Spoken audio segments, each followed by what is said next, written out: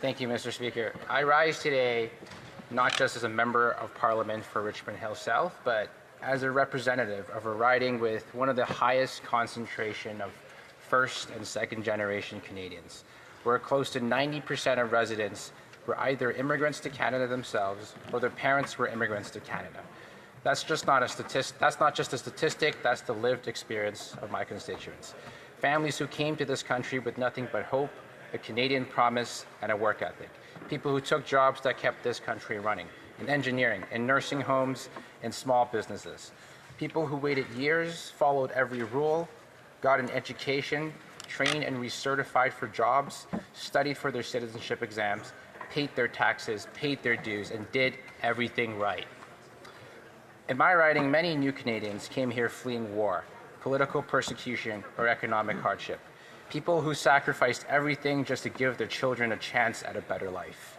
Many of them came from places like Iran, where dissidents are jailed for speaking freely by a brutal totalitarian regime. Others came from Hong Kong, where democracy and freedom are eroding. Some from China, who came to seek a better life for their children. Still others arrived from post-war Europe with little more than the clothes in their suitcases. These people didn't just arrive here with a passport offered to them, they built the foundations of Canada with their bare hands. They all came here to build a better life, and they made Canada stronger in the process.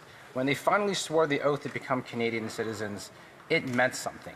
It was a moment they longed for, a moment they dreamt about, a moment of immense pride, a moment of earned belonging.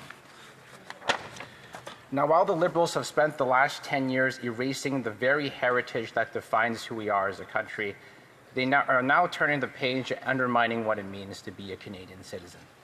So when this Liberal government tabled Bill C-3, a bill that offers automatic Canadian citizenship to people who've never stepped foot in this country, never paid taxes here, never even expressed a desire to live here, never even sang "O Canada" under our proud flag, I couldn't stay silent. Because that bill sends a clear message to my constituents in Richmond Hill South. Your hard work, your patience, your loyalty to this country means less than someone else's paperwork and bloodline. This bill doesn't fix the system that the Liberals broke. It deepens the unfairness. It makes a mockery of the sacrifices made by immigrants who paid their dues. And it's yet another example of a Liberal government that's more concerned with global virtue signaling than actually standing up for the people who built this country. Now let's talk about fairness, because that's what this debate is really about. Across this country, there are millions of immigrants who came to Canada legally. They followed the rules, they waited patiently in line, they built their lives here, working long hours, raising families, paying taxes, volunteering in their communities. And many of them have been here for years, contributing more to Canada than most people ever see, and they still can't get their citizenship finalized. I've personally experienced this as a member of Parliament for Richmond Hill South, because having only been elected for less than 2 months, my constituency office has received hundreds and hundreds of immigration case files already. I've met many new Canadians who are more engaged in their communities than most Liberal politicians. And yet they've stuck in the limbo because of a backlog, bureaucratic red tape, and a system broken by Liberals that treats them like a statistic. And now, the same Liberal government wants to give away Canadian citizenship like it's some kind of souvenir.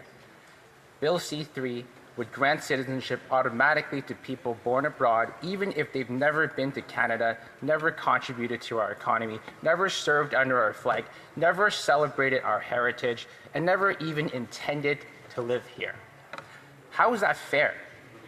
How do you tell someone who's been working in Canada for years, building a life, contributing to the economy, paying taxes, and sometimes even raising Canadian-born children, that they must continue to wait, jump through hoops, navigate a system broken by the Liberals, while someone born abroad who has never set foot here is handed citizenship automatically by this Liberal government without question? It's offensive. It's elitist. It sounds like an idea which came straight from Davos at the World Economic Forum. And more importantly, it doesn't embody the Canadian promise. But this is just the Liberal way. Erase our heritage, mock hardworking immigrants, and then reward those with connections, global privilege, and the right bloodline, and then ignore the working class immigrants who do the real work of building this country. This is the same Liberal government that has thrown open the borders to criminals crossing into our country illegally, but forces honest immigrants to spend years waiting for a fair hearing. This is not compassion. This is not about justice. This is a political theater, a feel-good vanity bill from a Liberal government obsessed with symbolism and blinded to the reality facing new Canadians on the ground. Even more alarming is that the bill eliminates the first-generation limit and opens the door to granting citizenship to those born abroad if just one parent has spent 1,095 non-consecutive days in Canada over their lifetime. That's 3 years spread out however they like, and there's no requirement for criminal background checks. No understanding or experience of what it means to be Canadian, no demonstrated commitment to this country, just a rubber stamp. This makes a mockery of the standards that immigrants have spent years trying to meet. Conservatives believe in something different. We believe that citizenship is a badge of belonging, not a trinket that's passed around. We believe it should be earned by those who commit to this country, who uphold our values, who are loyal to Canada, and who are proud to call Canada home, not handed out based on convenience.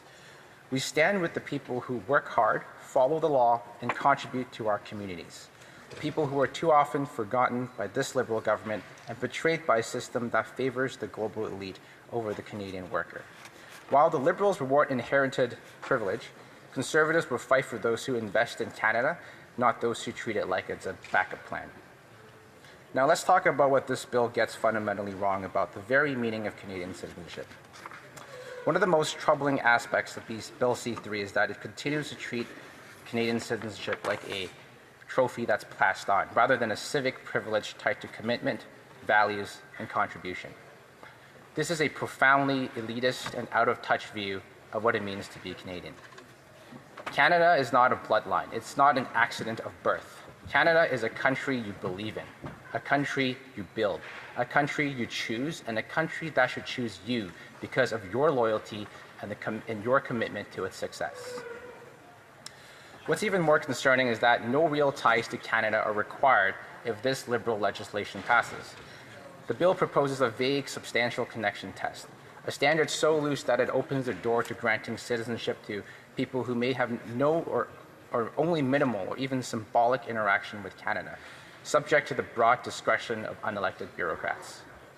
Multi-generational foreign residents could potentially claim Canadian citizenship without ever having lived here, worked here, or embraced the values we hold dear. That is not a recipe for national cohesion, it's a recipe for chaos. But under Bill C-3, someone who happens to be born abroad to a Canadian citizen who hasn't lived in Canada for decades get a free pass, while someone who volunteers in their community, pays taxes, works hard, celebrates our heritage, and raises children in Canada is left waiting. It's wrong, it's backwards, and it cheapens the value of citizenship. Bill C-3 says that citizenship is about bloodlines. Conservatives say that citizenship is about belonging, contribution, allegiance, and shared values. The Liberal government wants to create a system where privilege and ancestry matters more than action and values. That's not a Canada our parents and grandparents built, and it's not the Canada we should leave to the next generation.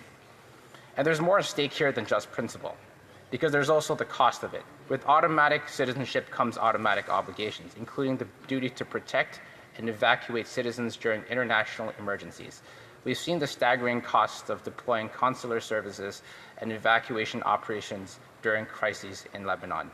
If Bill C-3 is passed, we may be on the hook to rescue and bring into Canada and provide those services to individuals who have never even lived in Canada and who may have no actual connection to this country beyond a mere paperwork.